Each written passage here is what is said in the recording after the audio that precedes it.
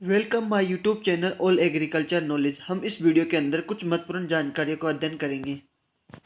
Video के अंदर आगे जाने से पहले सब्सक्राइब एंड शेयर और like please. Bell icon button भी दबा दीजिए।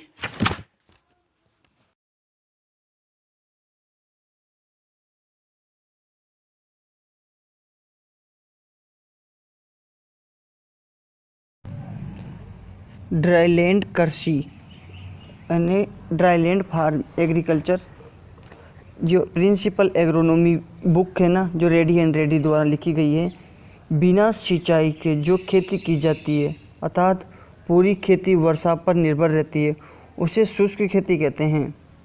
हमारे देश में 70% खेती वर्षा पर आधारित है, तो कुल खाद्यान्न का उत्पादन 44% इन्हीं क्षेत्रों से आता है।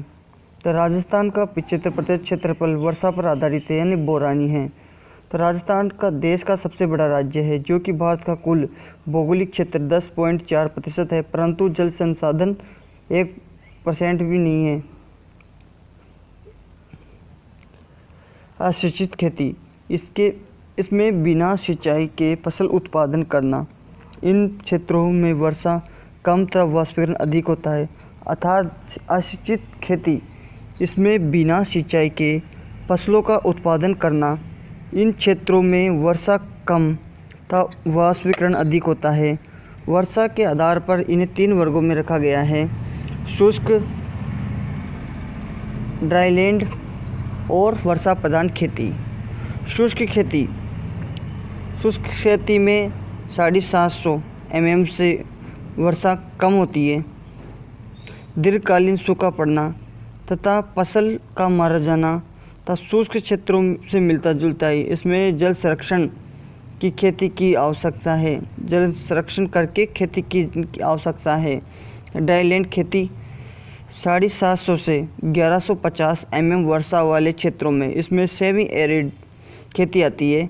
इसमें सफल खेती हेतु मृदा एवं जल संरक्षण को अपनाना चाहिए। काली मिट्टी में जल निकास भी जरूरी होता है। वर्षा प्रधान खेती ऐसे क्षेत्र जहां औसत वर्षा 1150 mm से अधिक होती है, वहां फसलों की खेती करना रेनफेड फार्मिंग कहलाती है। शुष्क खेती वाले क्षेत्रों में भूमि का प्राय नाइट्रोजन, फास्फोरस और जिंक की कमी पाई जाती है। तो शुष्क खेती के लिए फसलों की बीज दर सामान्य बीज दर से 15 से 20% होनी चाहिए। शुष्क खेती ज़्यादातर प्रचलित फसल बाजरा, ज्वार और मूंग है। शुष्क खेती भारत में सबसे ज़्यादा राजस्थान के पश्चिमी क्षेत्र में की जाती है। भारत का 33% क्षेत्र सिंचित था, जबकि 67% क्षेत्रफल शुष्क कृषि के अंतर्गत आता है। तथा सिंचित खेती 100 सेंटीमीटर यानी 1000 mm से अधिक वर्षा वाले क्षेत्रों में की जाती है। तो शुष्क खेती में उर्वरकों की मात्रा साधारण खेती से आधी रखी जाती है। तो राजस्थान के परिप्रेक्ष्य में शुष्क खेती का महत्व। राज्य में 3/4 क्षेत्रफल असिंचित होने से फसल उत्पादन वर्षा पर निर्भर है। तब फसल राज्य के पश्चिमी भाग में औसतन वर्षा 100 से 300 mm तथा पूर्वी भाग में 500 से 1000 mm होती है। अर्थात देखो, राज्य के 3/4 क्षेत्रफल असिंचित होने से फसल का उत्पादन वर्षा पर निर्भर है। तो राज्य के पश्चिम भाग में औसतन वर्षा 100 से 300 mm तक, तब पूर्वी भाग में 500 से 1000 mm तक वर्षा होती है। तो राजस्थान राज्य में निम्न परिस्थितियों के कारण शुष्क खेती को अपनाना जरूरी है। तो जलवायु संबंधित, मृदा संबंधित कारण और फसल संबंधित कारण। तो पहले जलवायु संबंधित कैसे? ये वर्षा 90% अधिक वर्षा भाग मध्य जून से मध्य सितंबर तक प्राप्त होता है। मानसून काल मात्र 40 से 80 दिन तक का रहता है।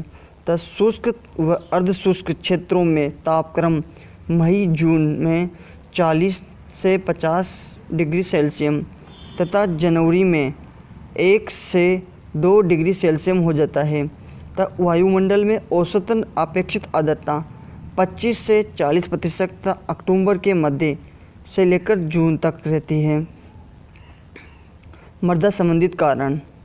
राज्य के सर्वाधिक क्षेत्र रेतीली मृदा पाई जाती है तथा इन मृदाओं में उर्वरा शक्ति एवं जल धारण क्षमता बहुत ही कम होती है तथा कार्बनिक पदार्थ की मात्रा 1% से भी कम पाई जाती है। इन क्षेत्रों में की मृदाएं अधिक वाष्पीकरण तथा उच्च तापक्रम तथा कम वर्षा होने से मृदा में लवणता क्षारीयता की दोष उत्पन्न हो जाते हैं। तो यहाँ पर शुष्क कृषि तकनीकी द्वारा नमी संरक्षण के उपाय, मल्च का प्रयोग एवं कार्बनिक खादों का प्रयोग आदि अपनाकर फसल उत्पादन ले सकते हैं। तब फसल संबंधित कारण। यहाँ के किसानों को नमी संरक्षण उपायों के बारे में बताई जाना आवश्यक है। यहाँ के किसानों को कम अवधि वाली कम जल मांग वाली फसलों की जानकारी शुष्क कृषि तकनीकी द्वारा देकर अधिक पैदावार दिला सकते हैं। ड्राईलैंड क्षेत्र में 3 प्रकार की कृषि संभव है: फसल उत्पादन, पशुपालन व चारा प्रबंध और कृषि वानिकी। फसल उत्पादन में केवल फसल उत्पादन ही करना है। पशुपालन और चारा प्रबंधक में पशुपालन भी कर सकते हैं और चारा जैसे बंजर भूमि में चारा उगा के, और कृषि वानिकी यानी कृषि भी करना है और साथ पेड़ पौधे भी लगाकर फल वृक्ष को आय प्रभावित करना है। शुष्क कृषि क्षेत्र के सिद्धांत कैसे हैं? तो नमी संरक्षण का सिद्धांत, जिसमें नमी में मृदा जल धारण क्षमता का बढ़ाना है। मृदा की जल धारण क्षमता बढ़ाना है। इसके हेतु रबी की फसल काटते ही खेत में गहरी जुताई करनी चाहिए। वह प्रत्येक 3 वर्ष में 10 टन कार्बनिक खाद प्रति हेक्टेयर डालनी चाहिए। मल्च का प्रयोग करना चाहिए तथा पौधों द्वारा वाष्पोत्सर्जन हानि को कम करना चाहिए। इसके लिए वाष्पोत्सर्जन रोधी रसायनों का फसलों पर छिड़काव करते हैं, जो पत्तियों के पनरंध्र बंद करके वाष्पोत्सर्जन को रोकने में मदद करते हैं। एग्जाम्पल के लिए एस्पिरिन, PMA, ABA। शुष्क कृषि में फसलों के प्रबंधन के सिद्धांत। पहले तो फसलों का चुनाव करना है और फसलों की किस्में। फसलों के चुनाव में ज्वार, बाजरा, अरंडी, मोठ, मूंग, तिल, तारामीरा, कुसुम और चावल आदि। चावला को लोबिया भी बोलते हैं। और किस्मों के चुनाव जो निम्न प्रकार है, आप खुद देख सकते हो इसको।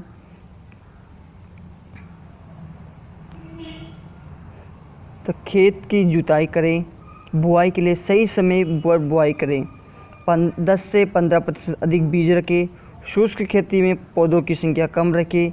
बीज उपचार। अनाज वाली फसलों को बीज उपचार को एजोबैक्टीरिया व PSB कल्चर से तथा दलहनी फसलों को राइजोबियम कल्चर व PSB कल्चर से उपचारित करते हैं।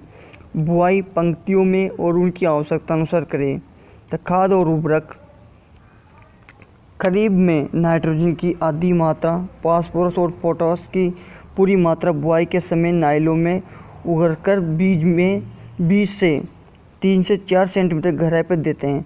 शेष नाइट्रोजन की खड़ी फसल में फूल आने से पहले जब खेत में नमी हो।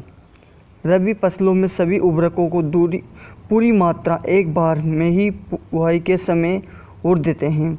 3 साल में एक बार जैविक खाद का प्रयोग अवश्य करना चाहिए। उर्वरकों की मात्रा किसी भी फसल के लिए सिंचित क्षेत्रों की तुलना में शुष्क खेती में आधी देते हैं। तब खरपतवार को नियंत्रण करना है। तब मिश्रित फसलें लेनी है, जिसमें मक्के की 2 कतारों के बीच 2 कतारों में उड़द या बाजरे प्लस तिल या बाजरे प्लस गवार आदि।